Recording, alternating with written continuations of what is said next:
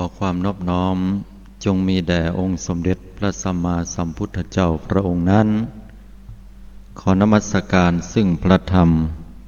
อันเป็นคำสั่งสอนขององค์สมเด็จพระสัมมาสัมพุทธเจ้าขอถวายความเคารพแด่พระเถรานุเถระเจ้าคณะพระสังฆาธิการทุกตนทุกองค์กราบไหว้สาเมตตาธรรมของครูบาอาจารย์เจ้าและขอเจริญปรมายังบรรดาสาธุชนพุทธบริษัททุกท่านทุกคน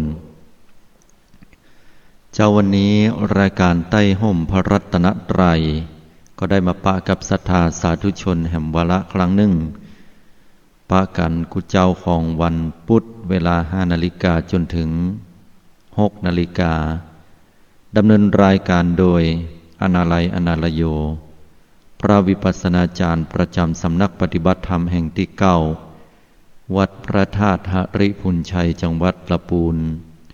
เจ้าอาวาสวัดหนองเงือกตำบลแม่แรงอำเภอป่าซางจังหวัดลำพูนโดยสาธุชนทุกท่านสามารถสดับรับฟังได้ทางสถานีวิทยุเพื่อการศึกษาพระพุทธศาสนาและวัฒนธรรมคลื่น FM 104.50 เมกะเฮิรตซ์วัดฝ่ายหินสถานีวิทยุกระจายเสียงคลื่น FM 90.75 เมกะเฮิรตซ์เสียงป่าซางหรือสามารถที่จะฟังได้ทางสถานีวิทยุคลื่นกระจายเสียงทุกๆสถานีโดยที่สาธุชนสามารถร่วมโทรเข้ามาในช่วงเวลาที่ใต้รายการได้ที่หมายเลข0802816828สาธุชนทุกท่านในเจ้าวันนี้มาปะกับบรรดาสาธุชนแห่งครั้งก็เกี่ยวเนื่องจากว่าฝนเนี่ยตกแล้วก็ช่วงนี้ก็ฝนได้เอื้อนไปพ่องบ่ฮู้ว่าตังที่อื่นที่ไกลนั้นจะมีสายฝนโปรยปลายลงมาก็เป็นธรรมดาสำหรับฝนที่ได้โปรยปลายกันลงมาในช่วงเข้าพรรษาถือว่าเป็นเรื่องปกติ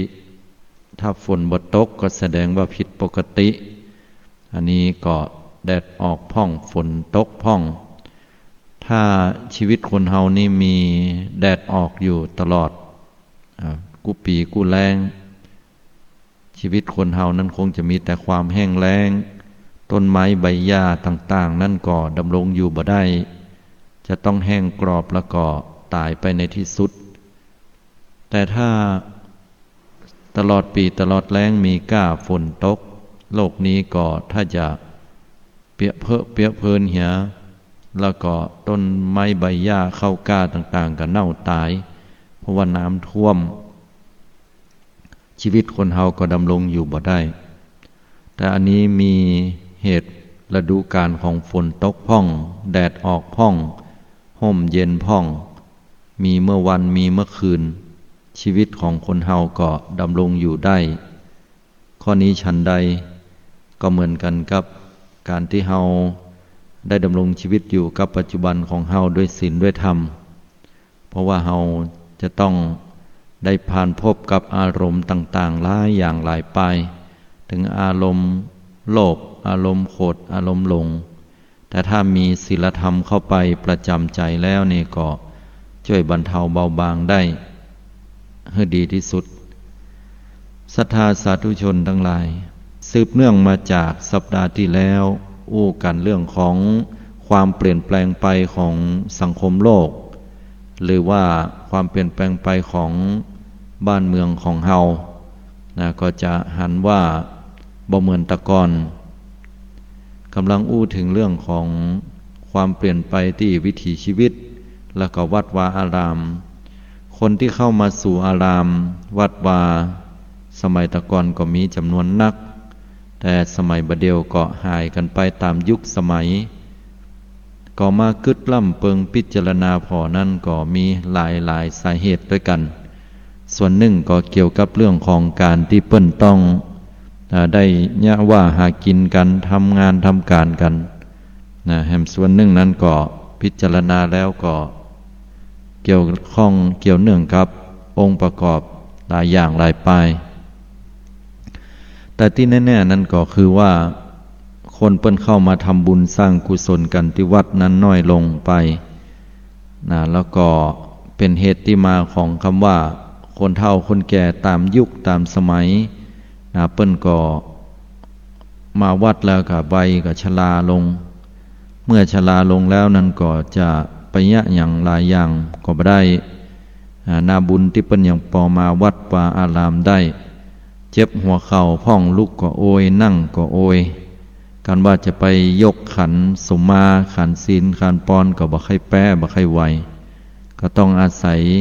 หมู่คนหนุ่มคนกำทีนี้คนหนุ่มกำล่ำกองนั้นหมู่ประจ่าประจายก็ไปยะการยะงานเหียแล้วก็เหลือกล้าแม่ย่าแม่ยิงคำว่าหนุ่มนั่นก็ปุณะ50 ไป60เนาะเปิ้นไปวัดไปวากันอันนี้คนเฒ่าเปิ้นว่าคนหนุ่มเพราะว่าเปิ้นพอลงมาที่จริงก็อายุก็เริ่มนักกันขึ้นไปละแต่ก็พอเนี่ยพอทำแล้วนี่ก็ปรากฏว่าหมู่ปัจจัยนั่นก็บ่มีหรือว่ามีน้อยลงเรื่อยๆก็ต้องอาศัยแม่หญิงไปยกไปยุบไปกำเปิ้นก็ถามอยู่ว่ามันจะเปิงก่ออันนี้ก็ว่าตามยุคตามสมัยกันไปเนาะมันเกิดความเปลี่ยนแปลงที่มาถึงยุคถึงสมัยนี้เห็นละนะถ้าเฮาละกันไว้บ่ได้ช่วยกันทำนุบำรุงพระศาสนาวัดวาอารามความเสื่อมก็จะบังเกิดขึ้นและในที่สุดพระพุทธศาสนาก็จะหมดไปจากแผ่นดินถิ่นเกิดของเฮาญาติโยมทั้งหลายมรดกเป็นสิ่งที่เฮาจะมอบหมายให้กับบรรดาลูกหลานของเฮาบ่ว่าจะเป็นทรัพย์สินเงินทองที่เฮาได้มาด้วยหยาดเหงื่อแรงกายเฮาหรือแม้แต่มรดกทางวัฒนธรรมความเป็นอยู่สิ่งอาศัยแล้วก็รวมไปถึงในเรื่องของความเชื่อแล้วก็ศาสนาน้ำธรรมคำสอนทีนี้ศาสนาพุทธเนี่ยเป็นศาสนาแห่งปัญญาศาสนาแห่งความดีงามที่เฮาได้ช่วยกันทำนุบำรุงแล้วก็ได้ละคำสอนเหล่านี้มากล่อมเกลาจิตใจให้เฮาเป็นคนดี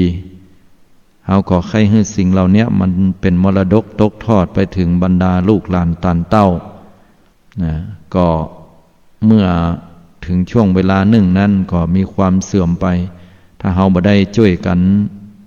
ดูแลพ่อกอยหรือว่าช่วยกันในอันที่จะสืบสานต่อลูกหลานก็จะหายไปนะฉะนั้นก็มาช่วยกันมาช่วยกันที่จะสืบสานหลักคำสอนขององค์สมเด็จพระสัมมาสัมพุทธเจ้าเป็นลำดับกันต่อไปทีนี้ศรัทธาสาธุชนทั้งหลายก็มาพิจารณาหันว่ามันเกิดการเปลี่ยนแปลงไปอย่างอี้เนี่ยมันก็ทำให้ย้อนปิกไปในสมัยตะก่อนที่เปิ้นได้ทำนายกันไว้ก็มามันเป็นบทข้าวบทก่อนฟังพอมันอาจจะเก่าน้อยแต่ว่าก็รู้สึกว่าจะเป็นความจริงแจ้งจอดอยู่เปิ้น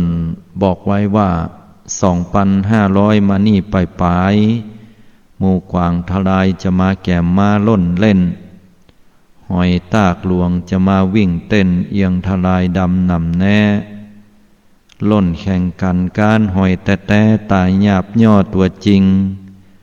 ดับมิ่งมวยเตียงมั่นสัดจริงสายน้ำแม่ปิงก็หายเหือดแห้งที่หาดเป็นวังที่ขังป้อยแห้งกลายเป็นดอนทรายสวดไว้แม่กั้งหลวงบอกขึ้นต้นไม้แม่จอนแจ้ก็กลัวเครือลิงกำดังนี้เตียงมั่นสัดจริงสายแม่ละมิงบ่ไหลล่องไตพระเจ้าตนหลวงจะนั่งห้องให้น้ำตาอาบย้อยลงปังแปลงกงไว้บ่ใจสายหนังแปลงระกังเพิ่นบ่เอาปีมล่อเบ้าที่ตามปูจาส่องหน้าพระเจ้าจะเป็นสันใดบ่ฮู้อันนี้เป็นกรรมทำนายตายตักที่เขียนเป็นบทข้าวบทก่อนขึ้นมา ก็มาพิจารณาแล้วมันก็เปลี่ยนแปลงไปเนาะขนุนกู้ทรายนี่เปิ้นบ่เดินจะทลาบเรียบเหมือนหน้ากองใจก็ถ้าจะแต้บ่เดียวคนเปิ้นขึ้นรถกันหมดไผที่เดินไปนี่ถือว่าลงยุคลงสมัยถามว่าจะไปทางใดเอ้ยจะไปทางใดปุ่นน่ะเฮาจะไปแหมบ้านแหมหมู่บ้านหนึ่งหลายพุ่นนะแล้วก็เดินไปเป็น5กิโล10กิโลก็เดินไปอันนึงก็ถ้าอย่าเป็นคนหลงยุคไปเฮ็ดละได้อย่างน้อยบ่เดียวบ่เอารถใหญ่แล้วก็ต้องเอารถเครื่องบ่รถเครื่องก็รถถีบปั่นกันมันจะเดินไปเหมือนสมัยตะก่อนเปิ้นบัญญัติกันเฮ็ดละแหมอย่างหนึ่งก็โลกเปลี่ยนแปลงไปอากาศมันก็ร้อนตัวก็บ่ให้มีภัยได้เดินกันบนปลายฟ้ามีก้าใหญ่กำปุ้งลองเงยไปนะญาติโยมทั้งหลายมันจะมีก้าสายไฟสายโทรศัพท์กูสิ่งกูอย่างเต็มไปหมดพอแล้วเนี่ยก็ยุ่งยับยุ่งยีสักลางเตื้อต้นไม้ต้นตอกเนี่ยเกิดขึ้นมาแล้วก็ไปบดไปบังไปปาดเกี่ยวเกิดไฟฟ้าลัดวงจรก็มีเจ้าหน้าที่การไฟฟ้าจะต้องมาตัดมาแต่งกิ่งไม้ต่างๆเฮามาหันมาพอก็สมัยตะก่อนมันบ่มีรุ่นอุ้ยเฮาพุ่นน่ะเนาะบัดเดี๋ยวนี้มันมีเป็นอย่างนั้นกันสปะสายคนเฮานี่เพิ่นฮ้องว่าหูตาติ๊บยุคสมัยนี้นะเพิ่นว่าหูตาติ๊บคนก็มากึดสมัยก่อนเนาะเพิ่นว่าคนหูตาติ๊บนี่มันเป็นอย่างใดหูตาติ๊บนี่ก็คือการที่คนเฮานั้นอยู่ที่ไหนก็ตามก็หันกันหมดบัดเดียวเปิ้นเล่นไลน์เล่น Facebook ถ่ายทอดสดกันอยู่คนละขั้วโลกคนละลายคนละประเทศหันกันหมดนะลูกหลานไปทำงานต่างประเทศอยู่ในประเทศเดียวกันก็หันกันคะแนนว่ามีไลน์เหียแล้วก็เปิดเป็นที่กล้องวิดีโอแล้วก็อินเทอร์เน็ตแฮงเหียน้อยอันนี้ก็อู้กันได้คนไปเนี่ยการเนี่ยงานโทรมาหามาอู้อีป้ออีแม่กูวันบัดละคนเฒ่าคนแก่อันนี้เปิ้นฮ้องว่าคนตาติ๊บตาติ๊บหูติ๊บกันคนเฮาสมัยบัดเดียวนั้นก็เปิ้นบอกว่าเหาะไปนะสมัยตะก่อนใช้คำว่าเหาะกันไปบ่ได้มีฤทธิ์เหาะกันไปได้ก็คือการที่คนเฮานั้นได้ขึ้นเครื่องบินน่ะเนาะ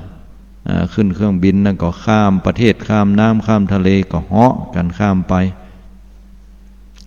อันนี้ก็เพราะด้วยว่าเกิดมาในยุคนี้สมัยนี้คนเฮาจะกินนะอย่างนั้นหม้อต้มน้ำมีถึงน้ำเย็นน้ำร้อนอยู่อันเดียวกันพอเวลาเปิดออกมาแล้วปุ๊บนี่ไผจะกดเอาน้ำร้อนก็ได้ไผจะกดเอาน้ำเย็นก็ได้มีถึง2อย่างในเครื่องเดียวกันคะแนนว่าเสียบปลั๊กไฟเป็นที่เรียบร้อยไฟมาดีก็เปิดสวิตช์ใครได้น้ำร้อนใครได้น้ำเย็นก็ได้หมดอันนี้ก็เป็นแก้วสารพัดนึกก็ว่าได้ถ้าย้อนปิกปอกไปสมัยตะก่อนอู้ให้เปิ้นฟังเปิ้นก็ถ้าอยากให้หัวเขาใส่กะหรือก็มาอันก็ว่ามันมีแต่กะนี่นะยุคหนึ่งสมัยหนึ่งมันก็เป็นไปอย่างอี้ทีนี้คนเฮาเนี่ยมันพัฒนาไปตามยุคสมัยนะความเครื่องอำนวยความสะดวกเนี่ยมันมีกันนักแต่ว่าสภาพจิตใจของคนเฮานั้นมันพัฒนาตามไปตัวเหียแล้วก็รู้สึกว่าคนจะใจฮ้อนขาดศีลธรรมกันนักในคนยุคปัจจุบันเรื่องราวเกิดขึ้นก็เพราะความใจฮ้อนของคนมันมีนักปรากฏจดเจือมาตั้งข่าวก็แสดงให้หันว่าศีลธรรมนั้นมันน้อยลงไปแล้วก็ในที่สุดก็จะหมดไปเมื่อมันเจริญที่สุดมันก็จะเสื่อมลงที่สุดได้เหมือนกันทีนี้เฮาจะเนี่ยอย่างใดศรัทธาญาติโยมเพื่อที่จะให้เฮานั้นได้รักษาไว้ให้กับลูกกับหลานได้เมื่อเฮาพอไปกับพุทธศาสนาที่จะตั้งรากฐานมั่นคงนี่เฮามาไล่กันพออย่างประเทศอินเดียบัดเดียวก็เริ่มฟื้นกลับขึ้นมาพ่อง แต่ก็ยังสู้ศาสนาอื่นเปิ้นบ่ได้นะโดยเฉพาะพราหมณ์ฮินดูนะเปิ้นมีจำนวนนักของเปิ้นนั้นเปิ้นก็อยู่มาตั้งแต่ไหนแต่ไรก่อนพุทธศาสนาเฮาจะบังเกิดขึ้นแห่งซ้ำพอพุทธเจ้าเฮามาทรัตพัญญาก็ได้แสดงธรรมเผยแผ่ศาสนาแล้วก็ได้นำเอาหลักคำสอนที่เป็นสัจธรรมของแท้นั้นเผยแผ่แต่ในที่สุดหลังจากที่พระองค์ได้ปรินิพพานไปแล้วผ่านการเวลามาเรื่อยๆพุทธศาสนาก็เสื่อมลงด้วยภัยของศาสนาด้วยเหตุผลหลายๆอย่างในที่สุดก็ของว่าเกือบหมดไปในชมพูทวีปประเทศอินเดียบัดเดียวกำลังฟื้นขึ้นมาพ้องแล้วพอทางด้านศรีลังกาก็ดีอยู่นะของเปิ้นมีความศรัทธาเลื่อมใสเป็นอย่างดีเฮาจะได้ยินข่าวว่ามีการอัญเชิญพระบรมสารีริกธาตุเขี้ยวแก้วพ้องได้เสด็จเข้ามาสู่แผ่นดินถิ่นสยามประเทศไทยของเฮาอันนี้ก็เพราะว่าศาสนาที่ประจำอยู่ประเทศศรีลังกาก็ยังมีความเตี่ยงมั่นพอไปในประเทศอื่นๆประเทศกัมพูชาประเทศลาวประเทศอย่างก็ยังอยู่ได้ตั้งมั่นคงอยู่และอาตมาภาพก็มาพอที่ประเทศพม่าเฮาบ่เคยไปแอวประเทศพม่าเปิ้นบางท่านหรือว่าไปใกล้ๆหิมก็จะหันว่าเปิ้นก็ยังมีความเจริญรุ่งเรืองแต่ถ้าเฮาได้เข้าไปสู่เมืองหลวงของเปิ้นเนปิดอรัตกรนี่เมืองย่างกุ้งเป็นเมืองหลวงของเปิ้นเก่าไผได้ไปแอวแล้วไปนมัสการกราบไหว้องค์พระธาตุชเวดากองศรัทธาญาติโยมก็จะหันว่าในประเทศเมียนมาหรือว่าประเทศพม่าเพิ่นจะมีความเคารพนับถือพระศาสนานักแล้วเวลาได้ไปแสวงบุญได้ไปแอวที่เมืองนั้นก็จะหันว่าเพิ่นสร้างเจดีย์สร้างเจดีย์องค์ธาตุนี้ไว้กันนักเพราะเพิ่นเคารพนับถือเวลาเข้าวัดเข้าวาไปนี่เพิ่นก็จะปากันถอดเกือบถอดแคปถอดรองเท้าอย่างเวลาเขาจะไปที่พระธาตุชเวดากองเนี่ยคนที่จะขึ้นไปนั้นจะต้องล้างเท้าให้สะอาดก่อนคือหมายความว่าเฮาบ่ซุบเกือบซุบอย่างก็แต่เฮาล้างเท้าเจ็ดตีนของเฮาให้เรียบร้อยเปิ้นมีบริการลิฟต์ขึ้นไปนะตันยุคสมัยแล้วก็เดินกันไปแวดสัมผัสถึงบรรยากาศของเปิ้นอย่างเรียกว่าเกิดความศรัทธาอย่างแต่โอกาสตอนนั้นนี่ได้ไปช่วงเวลาค่ำๆพอดีแล้วก็แสงสปอตไลท์ไฟนั้นมันส่ององค์ธาตุซึ่งองค์ธาตุนั้นก็เป็นทองคำทองคำอันงดงามเปล่งปลั่งมีความสวยสดงดงามอลังการแล้วก็มีเสียงสวดมนต์แล้วคนตีหลักกังน้อยๆแล้วก็ทำบุญตามราศีประจำปีเกิดที่ไผ่ที่เกิดปีใดก็เปิ้นฮือไปส่งน้ำพระหรือว่าส่งน้ำตัวเปิ้งประจำปีเกิดของตัวเก่าก็เดินสำรวจพอนี่ก็โอ้งามแต่งามว่าแล้วก็มาหันวัดวาอารามเนี่ยศรัทธาญาติโยมเปิ้นหันที่ไหนเปิ้นก็ลงหมอบกราบที่หั่นแล้วก็บ่ใช่แค่ความศรัทธาอย่างอีกอย่างเดียวมาพอด้านพระสงฆ์องค์เจ้าก็มีความเพียรพยายามห้ามเฮียนศึกษาโดยเฉพาะพระไตรปิฎกของเปิ้น45 เล่มก็ดีหรือว่าพระไตรปิฎกถึงหมดเนี่ยพอเวลาออกสอบมาเนี่ยต้องออกสอบมาด้วยปากเปล่าท่องแล้วก็บางปีก็มีคนสอบได้3 ตนพ่องบางปีก็ได้ตนเดียวปีที่อาตมาภาพไปนั้นเปิ้นบอกว่าสอบบ่ได้สักตนแสดงว่าเปิ้นเคร่งครัดในเรื่องของการท่องจำพระไตรปิฎกกันเอาเป็นเอาตายเอาแต่สืบศาสนาพระเจ้าเปิ้นถือว่าได้บุญหลายขณะเดียวกันในส่วนของการปฏิบัติก็มีครูบาอาจารย์เจ้าหลายตนหลายองค์หลายสำนักที่เปิ้นได้สอนการแนวทางการปฏิบัติโดยเฉพาะเรื่องสติปัฏฐาน4ในแนวของยุบหนอพองหนอนี่ก็มาจากหลวงปู่มหาศรีสยดอและตลอดจนถึงครูบาอาจารย์ทำลายตนหลายองค์ที่เฮาจะหันว่าเปิ้นได้มาสอนศีลธรรมกรรมฐานการปฏิบัติของเปิ้นนั้นก็บ่น้อยเหมือนกันอันนี้ถือว่าเป็นระดับปรมาจารย์ครูบาอาจารย์แล้วเฮาก็จะหันว่า มีบรรดาครูบาอาจารย์ของเฮาตั้งไทยนี่ก็เข้าไปศึกษาเรียนรู้ปิกปอกกันมานำมาสอนนำมาปฏิบัติเป็นแนวทางแห่งการประพฤติให้ตรงกับสายทางอริยมรรคอริยผลกันมาพิจารณาแล้วเนี่ยบันแน่นะญาติโยมทั้งหลายว่าศาสนาพระเจ้าที่จะเจริญรุ่งเรืองที่สุดเนี่ยอาจจะบ่ใช่แผ่นดินถิ่นสยามล้านนาหรือเมืองไทยของเฮาที่ใดที่หนึ่งก็ได้เพราะว่าเมืองพม่านี่ถ้าเวลาได้เฮาได้ไปแอวแท้ๆในโยมจะไปสังเกตพอเปิ้นมีความเจริญรุ่งเรืองกันนะเรื่องของความศรัทธาเลื่อมใสแต่ว่าเปิ้นจะมีการปกครองระดับประเทศที่ดูจากโบราณไปแต่พอเปิ้นเปิดประเทศเข้าสู่อาเซียนแล้วของดีของเปิ้นก็มีหลายต่อหลายอย่างและโดยเฉพาะเรื่องความศรัทธาเลื่อมใสในพระศาสนาทีนี้บ้านเฮาเมืองเฮานั่นก็รู้สึกว่าจะไปกันตามยุคสมัยนะความเจริญรุ่งเรืองก็มีนักขึ้นแต่ว่าจิตใจเฮาก็ความศรัทธาเลื่อมใสก็หายไปกันเป็นลำดับแล้วในที่สุดนะศาสนาก็จะหมดเสียงไปในที่สุดถ้าเฮาบ่ช่วยกันย้อนมาอู้ถึงว่าวัดวาอารามนี่ถ้าเฮาละกันไว้เนี่ยป้อน้อยป้อนหันทั้งหลายก็จะบ่มีหำละวันหน้าวันตาสืบต่อไปหาลูกหลานตานเต้าแล้วก็บรรดาแม่อุ้ยแม่ป้าทั้งหลายนะก็ต้องช่วยกันทำนุบำรุงวัดวาอารามไปวัดฟังน้ำฟังธรรมปฏิบัติธรรมกันได้เนาะถามว่าคนสมัยบัดเดียวเปิ้นบัดสนใจธรรมะกาก็อู้บ่ได้เหมือนกันโยมอาตมาก็หันญาติโยมทั้งหลายท่านหลายคนนั้นเปิ้นก็มีความสนใจกันนะความสนใจนัก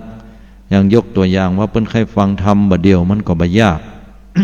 คะแนนว่าเปิด YouTube พันน่ะเปิด YouTube แล้วก็ฟังธรรมได้นะใครจะฟังของครูบาอาจารย์ตนได้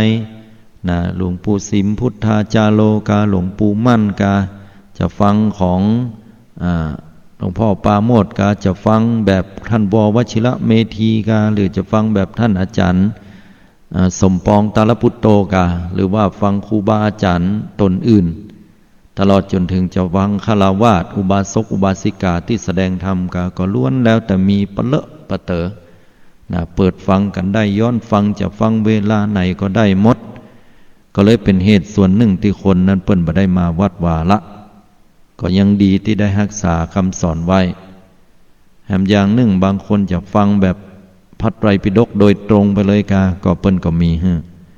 อันนี้ก็ยังศึกษาห้ามเฮียนกันแต่ว่าด้านของศาสนวัตถุวัดวาอารามนั้นก็คนก็เลยห่างเหินกันออกไปแล้วก็คงแม้แต่ว่าการแสดงธรรมการอู้นี่ก็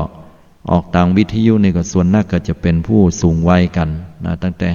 50ปลาย60 70กันอันนี้ก็ฟังกันลักษณะของคนเฒ่าคนแก่บักเก่าเนาะยังใดก็ตามถ้าว่าเฮาได้ช่วยกันรักษาหลักคำสอนของพระพุทธศาสนาไว้บวกกับเรื่องของความศรัทธาเลื่อมใสวัฒนธรรมก็จะไปด้วยกันได้ด้วยฉะนั้นก็ต้องฝากไว้ที่หมู่เฮาชาวพุทธทุกท่านทุกคนนะที่เฮาจะต้องรักษาทั้งวัฒนธรรมประเพณีรักษาไปในเรื่องของหลักคำสอนของพุทธเจ้านะแล้วก็ตลอดจนถึงว่าสืบต่อไปหายังลูกหลานตานเต้าของหมู่เฮาในอนาคตไปหน้าตัวแต่ขณะเดียวกันก็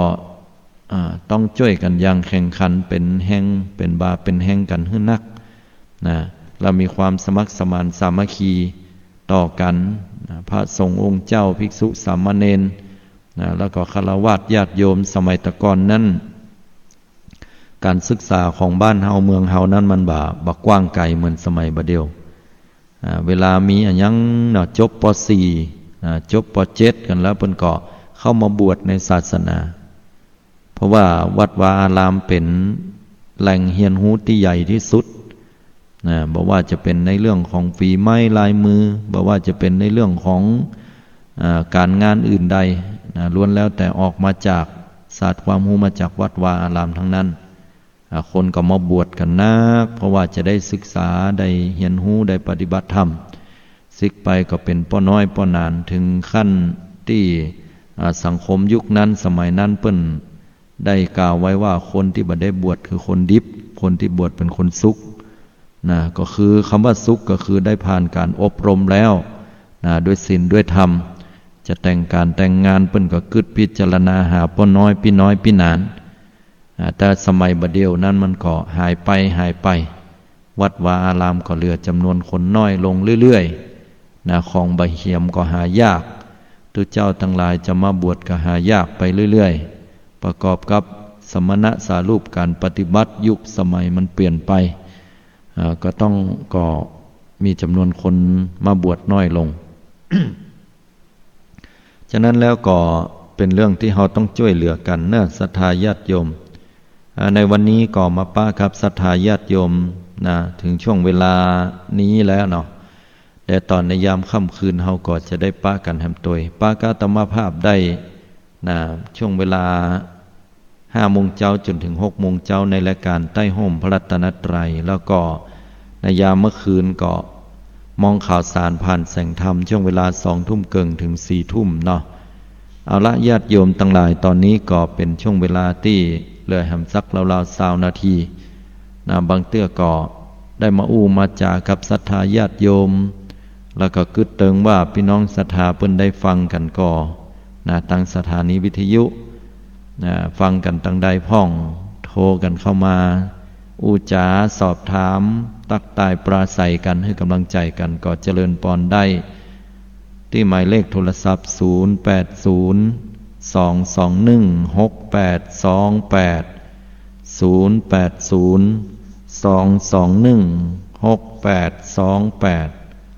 โทรกันเข้ามาได้ในยามนี้เนาะพี่น้องศรัทธาญาติโยมทั้งหลายในยามค่ำคืนกับพระกับอาตมาได้ในรายการมองข่าวสารผ่านแสงธรรมก็ได้ยิบยกเอา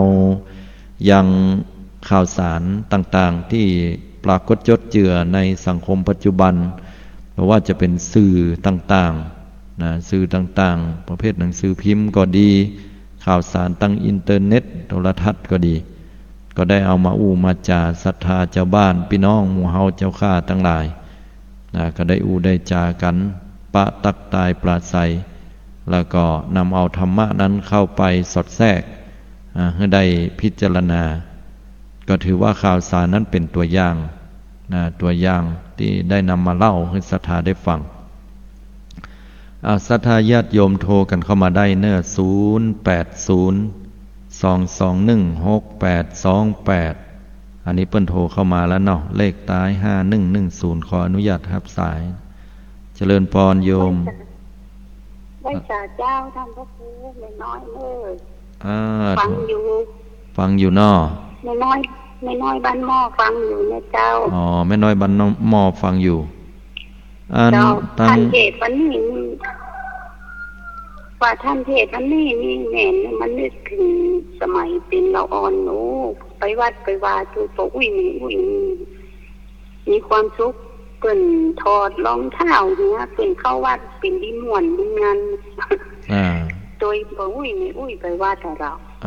แม่นเนาะสมัยตะก่อนนี้สมัยก่อนนี้เพิ่นเกือบถอดแคปเนาะบางบัดเดียวก็ยังมีเป็นบางวัดอยู่แต่ว่าโดยรวมแล้วก็หายไปกันหมดเนาะหายไปกันเกือบหมด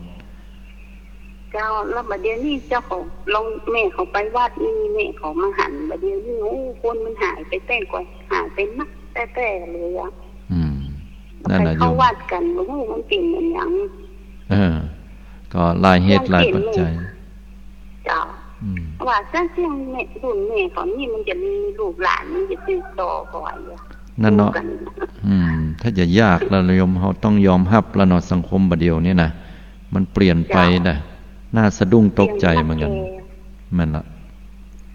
ก็ขนาดสมัยตะก่อนเนาะว่าตุเจ้าพระเนรเปิ้นเดินกายเนี่ยเปิ้นยังบ่ย่ำเงากันนะ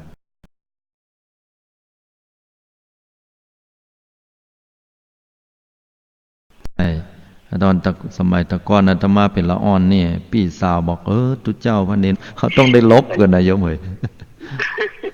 แม่นละมันเปลี่ยนไปหมดละเนาะมันเลี้ยงแต่นั่นน่ะ อ่ะแม่เขานี่ก็ยังว่าถือคนมันยังถือว่ายังลบยังยุดอยู่นะเจ้าแม่นแต่รุ่นเดียวนี่มันบ่เคยยังอั้นไปเห็นละแม่นเพิ่นเปลี่ยนกันไปให้หมดเนาะปีนจะลีนไปหมดละว่าตามยุคตามสมัยมันแต่ว่าจ้างว่าใดได้โยมได้แต่เป็นนักเก้แต่นะเจ้าแม่นล่ะรุ่นลูกรุ่นหลานก็เป็นโทรศัพท์ยังไปอย่างนี้นั่นน่ะเสียโทรศัพท์อยู่หั่นเนี่ยอย่างได้คะแนนว่าเฮารักษาในหมู่เฮาให้มันดีที่สุดก่อนเตอะอย่างน้อยว่าละอ่อนมันหันก็จะได้เป็นแบบเป็นอย่างอยู่เนาะเขาเอาศีลเอาธรรมใช่ละว่าจะสืบสานตึงมาละวัดละวาตึงจะไปอยู่ตลอดจนถึงชีวิตหมดไปแม่เจ้าอนุโมทนาตัวเนาะจนกว่าไปบ่ได้ว่าอย่างนั้นเนาะเจ้าเป็นกำลังใจให้ท่านเด้อสาธุอนุโมทนาเจริญพรอันนี้เพิ่นโทรเข้ามาเนาะพี่น้องศรัทธาโทรเข้ามาได้เนอะ0802216828อัตกี้บ้านหม้อเนาะเพิ่นได้โทรเข้ามาอนุโมทนาบุญกินบุญตานแต่ก็สมัยตะก่อนนั่นเปิ้นบ่าได้ย่ำเงาเห็นนะคำว่าบ่ย่ำเงานี่ก็ถือว่าเป็นสังฆานุสติเป็นการระลึกเป็นการให้ความเคารพต่อพระสงฆ์องค์เจ้าตัวเนาะอันนี้ก็เป็นไปตามยุคตามเหตุตามสมัยมันแต่น่ะยังคนเฒ่าเพิ่นว่าเนี่ยพี่น้องศรัทธาญาติโยมก็เฮาลองมาคิดใจพอล่ะบัดเดี๋ยวนี้เขายะการยะงานกันไปมันขนาดว่าวันหยุดก็ยังหยุดเสาร์ติดบางเตื้อตะก่อนกันเนาะเสาร์ติดงานราชการเหมือนบัดเดี๋ยวนะแต่บัดเดี๋ยวนี้ถ้ามีงานโรงงานนี้คมอุตสาหกรรมหรืออื่นใดนี่ก็ยังหยุดก็วันติดก็มีนะวันติดวันเดียวท่านได้หยุดแล้วเวลาจะจัดการจัดงานอย่างประเพณีวัฒนธรรมส่งน้ำส่งเนิ่มเนี่ยสักหลังเตือได้เปลี่ยนวันก็มีเลือกหรือว่ามีการมีงานอย่างจะต้องไหลหาวันเสาร์วันติดโดยเฉพาะวันติดเนี่ยจะมีการมีงานนักถามว่าจะได้ถึงไปจัดวันติดวันอื่นจัดบ่ได้กะมันก็ได้ญาติโยมทั้งหลายคนมันจะบ่หลายแล้วถามว่าคนบ่หลายก็บ่เป็นอย่างง่ายนะไอ้คนบ่หลายมันบ่เท่าใดแต่บ่หลายคนมีบ่ามีแฮงเนี่ยมันลำบากเพราะว่าคนเฒ่านั่นแต่ก่อนเพิ่นก็หนุ่มเนาะมีบ่ามีแฮงกันช่วยกันแต่เรายกคนเต้นกะยกเต้นกะละกลุ่มหมู่เนี้ยเพิ่นเฒ่าไปกูวันน่ะบ่าแฮงก็ตกลงไปเรื่อยๆนะแล้วก็ต้องการคนมากางเต้นกะจัดสถานที่กันกายนั่นก็ต้องอาศัยละอ่อนเขาโมคนหนุ่มคนกำฉะนั้นก็เป็นเหตุที่มาว่าจะได้ถึงต้องจัดวันติดโดยนะจัดวันเสาร์วันติดวันหยุดกันก็เพราะด้วยเหตุอีเขาก็จะมาช่วยอยู่เขาถึงมากันแต่ว่าอันก่อมากันวันแล้วเขาก็ต้องไปการงานเป็นเวลาของเขาตัวเข้ากี่โมงออกกี่โมงมันจะเหมือนสมัยตะก่อนแล้วปากันพูกปากันเนอะกี่โมงเอาตะวันเต้าตะวานะกินข้าวน้ำข้าวงายแล้วถึงจะเอามุยเอามีดเน็บแอลแล้วก็ออกไปกันเอาตอกเนี่ยเน็บตั้งหลังไปกันนี้ไปต้งไปนาไปให้สบายชีวิตบ่ต้องเดือดร้อนจะไปบ่ไปก็บ่เดือดร้อนนะอาหารการกินก็หาง่ายอยู่กันแบบนั้นแต่สมัยบัดเดียวเนี่ยหาง่ายก็ง่ายถ้าเฮามีสตังค์นะถ้าสตังค์มีนะโอ้ลำบากโยมถ้าไปถามกาแฟแก้วหนึ่งนะ50-60 บาทกาแฟแป้งเนี่ย100 กว่าบาทธโมสังโฆพอกินเข้าไปแล้วเหมือนว่าจะได้ขึ้นสวรรค์เนี่ยไว้ถ้าเกิดว่าสตางค์นี่หายากหาเย็นกันแต่แล้วก็ก้าของเงินมันก็ลดน้อยถอยลงไปอย่างเปิ้นว่าเงิน100 บาทไปจ่ายกาดได้ก็ชิ้นเข็มนะมันได้มอเนาะ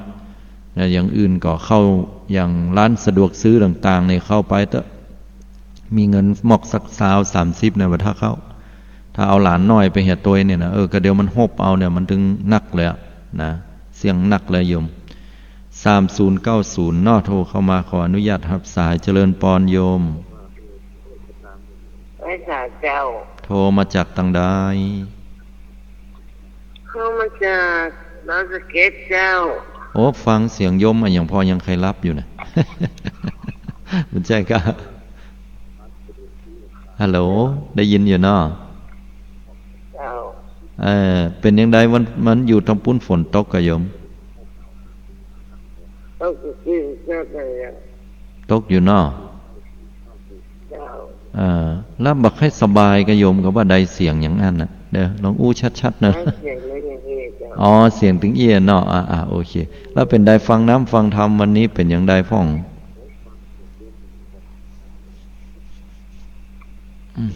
ฮัลโหลบ่ได้ยินทีเนาะ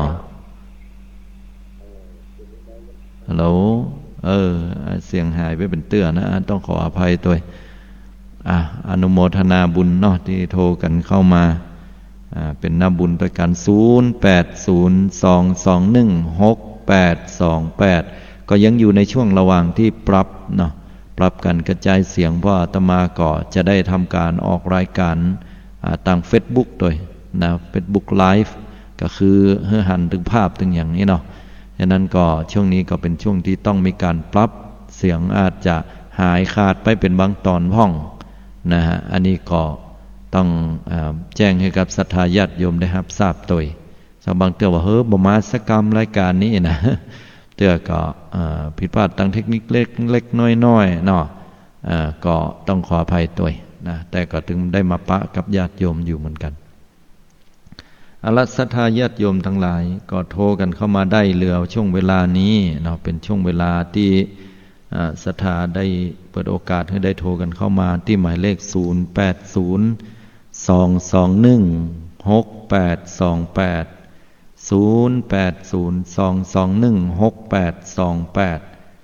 ช่วงวันเวลาที่มันผ่านไปเหมือนสายน้ำที่ไหล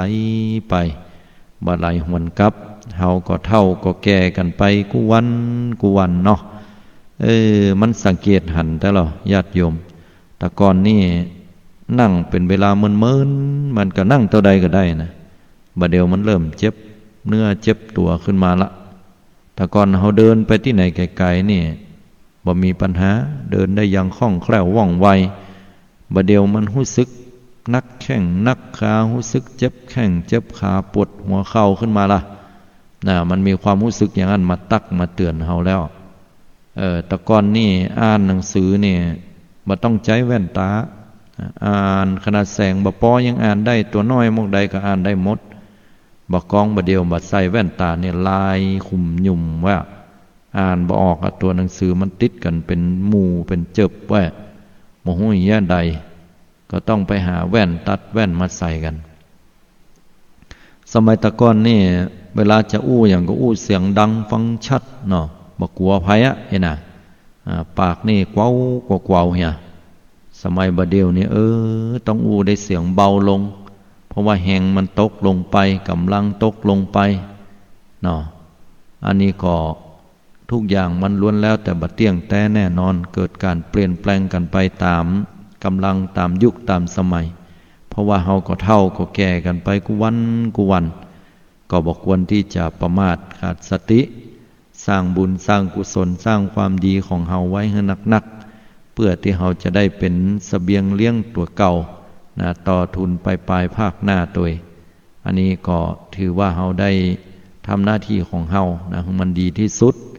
เพราะว่าการเกิดมาเป็นมนุษย์มันเป็นของยากอย่างเพิ่นว่าไว้เนาะ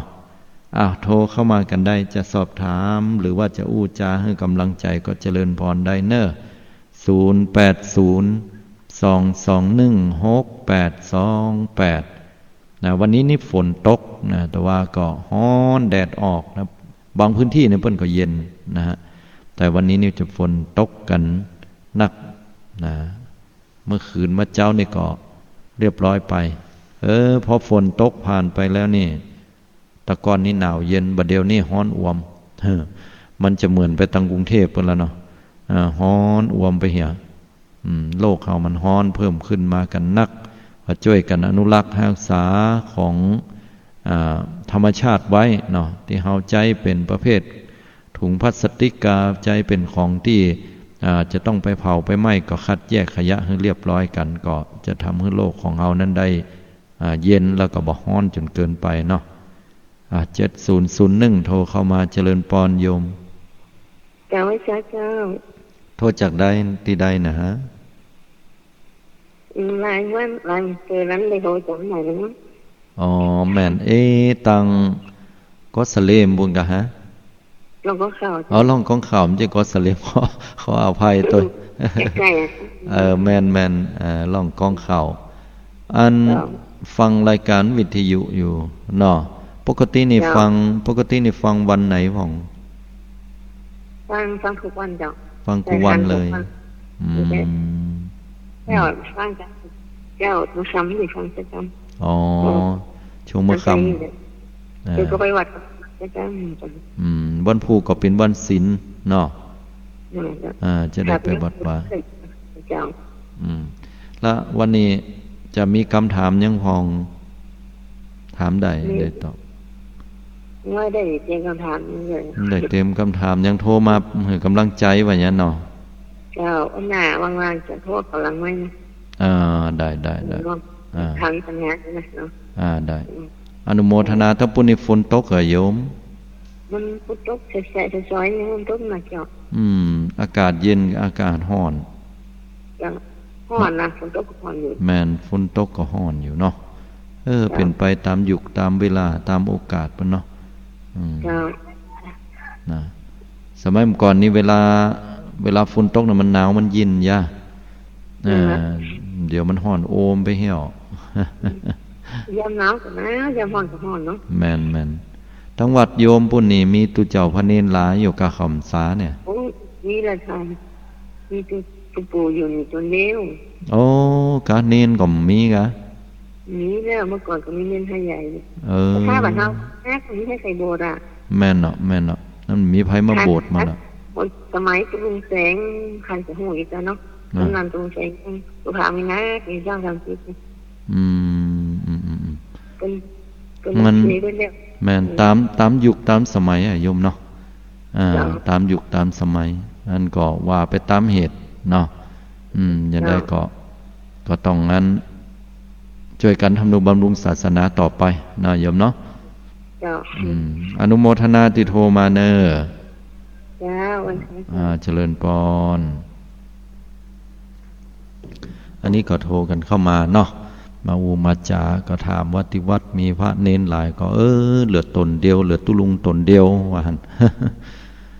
พระเนนบ่เดียวเนาะว่าเฮาจะที่ไหนเฮาก็ต้องไปนิมนต์เพิ่นมาเพิ่นมาจากหลายหน้าก็ดีเพิ่นมาจากบนดอยก็ดีเนี่ยก็อย่างน้อยได้เฝ้าวัดเฝ้าวาก็ยังแขวนก่อนหน้านี้ก่อนเข้าพรรษานี่ก็มีคนที่เพิ่นซ้อหาตุเจ้าก็มาถามว่าฮู้จักไผพ้องตนใดใครนิมนต์เพิ่นไปอยู่แต่เน้อวัดบ่มีไผเลยศรัทธาก็ช่วยกันมาพอกอยหั่นเป็นดีดูเพิ่นเหมือนกันเนาะ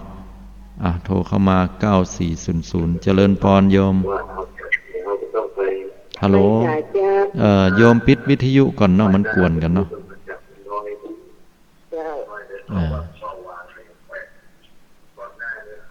ฮัลโหล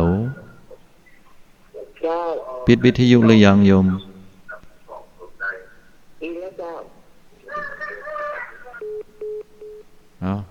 หายไปเลย โทรเข้ามาใหม่นะโยมพอโยมเปิดวิทยุแล้วก็มันเสียงมันจะเข้ามาซ้อนกันเนาะอันนี้ก็มันก็จะปิกเข้ามาที่นี่มาฟังบ่ใครรู้เรื่องต่อใดต้องขออภัยตัวอนุโมทนากับญาติโยมทุกท่านทุกคนตัวเนอที่ได้มาโทรเข้ามาร่วมในรายการ0802216828อันนี้ก็ขออนุโมทนาขอบคุณกับทุกท่านทุกคนไว้ตัวทุกสิ่งทุกอย่างมันเกิดขึ้นตั้งอยู่และดับไปเนาะฉะนั้นก็ยังอยู่กับเป็นกำลังใจให้ศรัทธาญาติโยมกันที่นี่หลายตนหลายองค์หลายคนหลายท่านถึงแม้ว่าจะมีการเปลี่ยนแปลงโลกของเฮาไปอย่างใดก็แล้วแต่ศีลธรรมนี่ก็ขอให้อยู่กับหมู่เฮาไปกันก็บ่ว่ากันนะจะฟังธรรมะตั้ง YouTube ก็ได้เนาะถึงแม้ว่าจะอย่างใดเห็นมันก็เปลี่ยนแปลงกันไปละบ่ได้เข้ามาวัดวาอารามแต่ก่อนนั้นได้ศึกษาหลักธรรมคำสอนไว้คนเฒ่าคนแก่เพิ่นก็บ่ละวัดละวาเตื้อเฮามีโอกาสก็เข้ามากันเนาะตั้งวัดตั้งวาของเฮาก็ยังดีกว่าบ่ได้เข้ามานะศรัทธาญาติโยมเฮาท่านทั้งหลาย ก็วันนี้พอนาฬิกาแล้วก็ไปเวยเหมือนกันเนาะเดี๋ยวก็ฮับกันสายหนึ่งสายสุดท้าย5785เจริญพรโยมโอ้ไม่สาเจ้าท่านพระครูโอ้วันนี้เกิดฝนตกกับท่านฝนก็มีตกตกแล้วเดี๋ยวนี้เอื้อนแล้วโยมอยู่ตรงใดเนี่ยตะคุยสุพรรณนะเจ้าเป็นยังไงปุ้นฝนตกก็ตกขึ้นหูเจ้าตกขึ้นหูเลยเบาอะไรแต่ว่ามืดอยู่เนาะแม่นก็ฟังน้ำฟังธรรมอยู่ปกติเนาะกูวันเนาะฟังทุกวันนะเจ้าอนุโมทนาจะอย่าติดพันนะดีละพอเวลาซ้ำเวลาเหลือน้อยลงเห็นแล้วนี่แต่อันต้องขออภัยตัวเนยโยมเนอะขอบคุณจันนักเนอะขอบคุณจันนักสาธุตัวที่โทรเข้ามาเนาะอนุโมทนาเวลามดลงไปเห็นแล้วเนี่ยญาติโยมทั้งหลายปะกันใหม่เนาะแหมบึด2 ทุ่มเกินถึง4 ทุ่มสำหรับโอกาสนี้ก็นำเอารายการปิ๊กปอกไปให้ก่อนเนาะแล้วจะได้ก็ปะกันทำกรรมโอกาสต่อไปขอเจริญพรเนอะอายุวันโนสุขังพระลัง